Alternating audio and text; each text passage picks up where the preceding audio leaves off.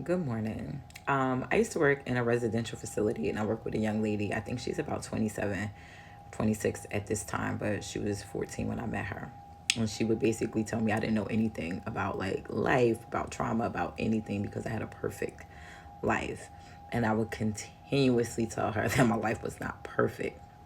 And as she became an adult and we got a little closer, I shared some of the experiences that I had.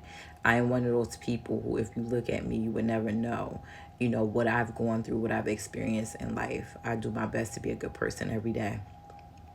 I do my best to be kind. I do my best to help others through my work.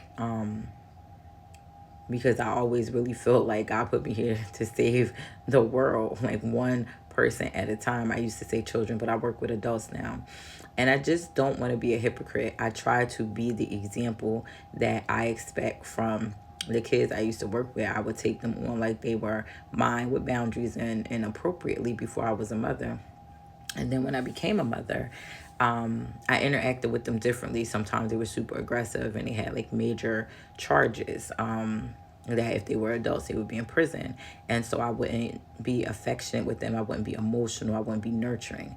And then I learned that that's what they needed. And that was a huge contribution to some of their problematic behaviors outside of the things that they had experienced. And I'm just saying all of this to say, really don't judge a book by its cover. You really don't know what people have endured. And I'm not talking about the people that haven't been able to overcome challenges yet. I'm talking about the people that have survived and they have, pushed past and they're in the thriving mode. You don't know what it took to get there, and you damn sure don't know what it takes to stay there. It takes a lot of emotional regulation and strength to be able to acknowledge and recognize the traps that people set for you when they want you to react the way that you may have in the past when you weren't healed.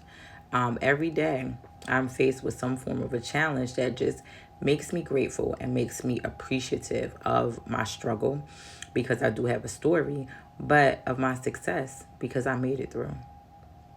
I have boundaries. It's okay that people don't understand them.